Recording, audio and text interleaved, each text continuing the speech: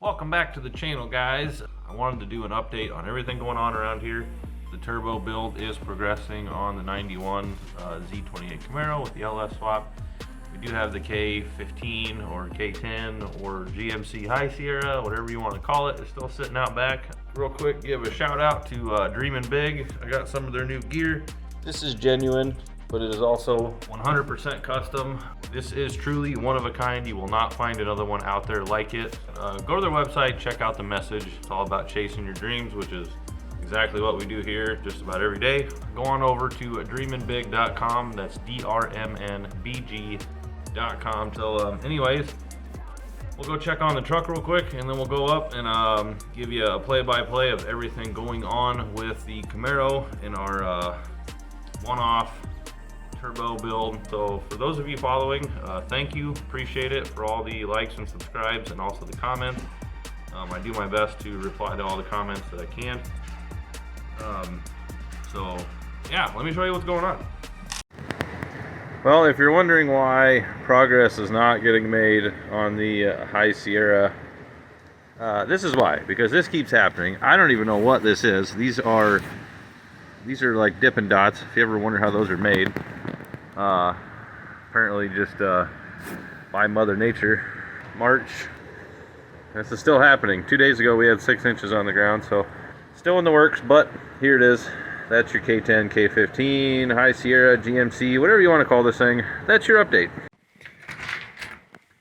All right, I finally dug everything out, and there is a car back there still.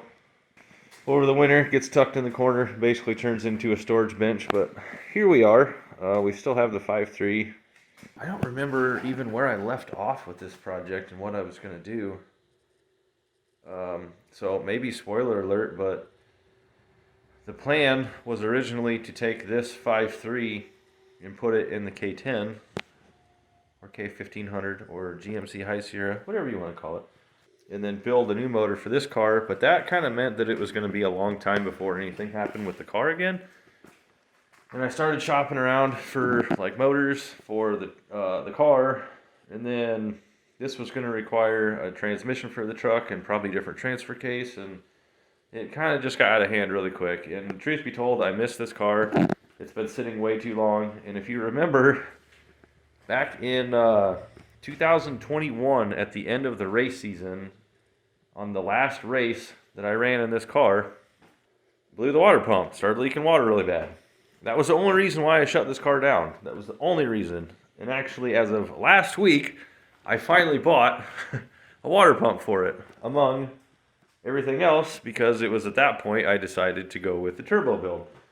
I got all the parts and pieces to it. The truck was kind of killing a lot of time, you know, investing in that project too, and I just felt bad. You know, the poor car's just been sitting here, not getting used. I put a lot into it so far, and came to the conclusion that I already had all the parts and pieces for the turbo build. I actually had tucked everything away in boxes, and it was like, no, okay, hold on, time out. Let's get back to the action on this and get this thing done. So the latest and greatest, what I've been working on, front end's back off.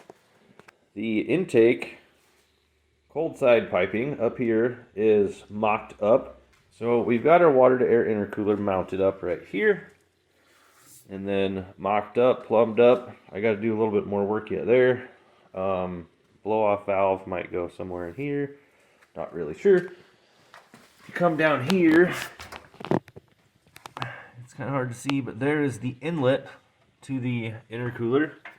So coming off our turbo down this way, this will come over down through here, because I can't go behind it, and our radiator cooling package is still going to be up front here. So we're going to cut a hole in there, that'll pass through and then go up to that intercooler. So I pretty much have almost all the parts and pieces needed. I got to build the crossover pipe from the driver's side manifold to passenger side, but I have the flanges for that. I mean, I'm so close, and basically where we're at with this is basically a lot of fab work. I just gonna have to find time to get it done. Lastly, I'm going to build the front bumper support. Is gone. It's not going to go back on. I'm going to have a plate here and a plate here, and then a tube crossover pipe that will come across there to act as a brace for the front frame horns. And also I can build off of that for A, bumper supports, and B, cooling package support. So that's the plan at this point for the front end of the car.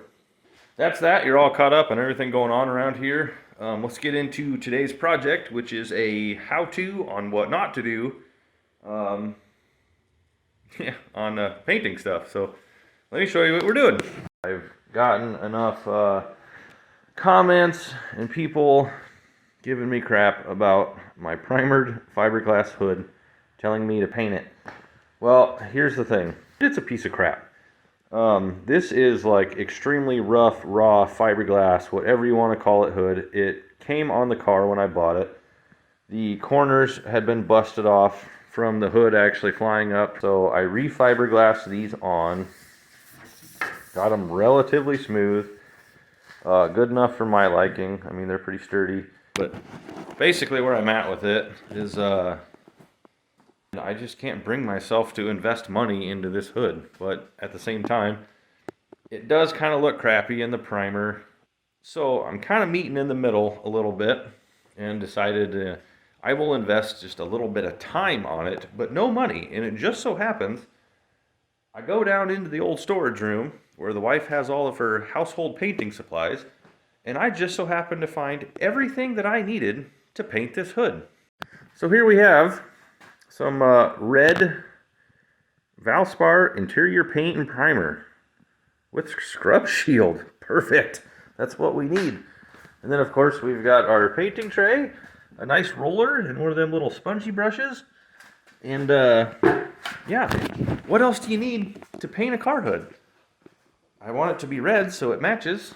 Is it going to look like crap? Yeah, but it'll look a little bit better from 30, 40, 50 feet away maybe. But it'll do. So for everyone that's giving me crap about not having my hood painted, here you go. We're going to paint the hood. So it's like 40 degrees out. I have nothing better to do in my life except for everything over here. So I'm going to get started on painting this hood. And to be honest with you, I'm going to try and do a good job. I did do some prep work on it. Like I said, I fiberglassed the corners. I did do some block sanding on it. Took some of the rough edges off, some of the high spots, the flaws from the manufacturing process, but screw it. We're getting the household paint out and the old paint roller, and we're going to make her red. Got a super duper textured brush on here for nice, interior texture. Look at that. So smooth it won't even roll. Probably not good actually. It's the light reflecting off of it, it's just so shiny. I think it's semi-gloss. A lot of contours on here, which I'm not really used to. A lot of houses don't have those. That's a little different. People are gonna think this is like bed liner. That's what it looks like. It looks like bed liner. Boy, is she red. I know you're supposed to like roll the same direction for consistency, but the roller don't work super great that way, so you might actually have to roll it a different way. Alright though. Can't rush quality. Oh yeah, this is turning out great. Yeah. Look, I'm gonna be real honest with you guys. I'm not disappointed. It is actually looking like crap. So we're just gonna keep after it. Like I said, I'm gonna try and do a good job. I did think that the roller looked a little fuzzier. They got them spongy ones that I think are supposed to be a finer texture. I thought that's what this was. It's not. It's I could be dipping my cat in paint and it would probably turn out about the same. But it's alright. We're going to keep going forward. Okay, thanks to good old-fashioned movie magic, it's done. This is the final product. As you can see, it has some crazy orange peel to it. Quite a bit of texture. Yes, I'm laughing about it. But I gotta be honest with you, it didn't turn out too bad. I'll be honest, I did squirt 2 cans of clear coat on it, Rust-Oleum clear coat, just because I kind of got nervous about like what interior paint was gonna do if it got wet. I didn't know if it would like, I wouldn't think it would hurt anything, but anyways, it really doesn't look that bad. I mean, the color, I can't tell. I mean, there is like some color difference. I think that's, the hood might be a little bit white, lighter. But, I mean, it's not terrible. If you're wondering, this is my wastegate dump right there. So there's a few blemishes in it, but like, if I'm going to complain about that, then I probably wouldn't have rolled indoor household paint on the hood of my car, but I'm cool with it. I mean, the car inevitably, at some point, it's probably, I would like to just send it to a body shop and have it like bumper to bumper redone. And at that point, it's probably going to get a different hood altogether. I do like this fiberglass one because of the weight of it. It is very lightweight. I can take it on and off by myself. But if I'm going to invest in like a show car looking, a show car look, I think this hood is just a little out of reach for what it can add to, the car. So anyways, guys, that's going to be it. Thanks for watching. As always, stay good. Dream it, build it, paint it red.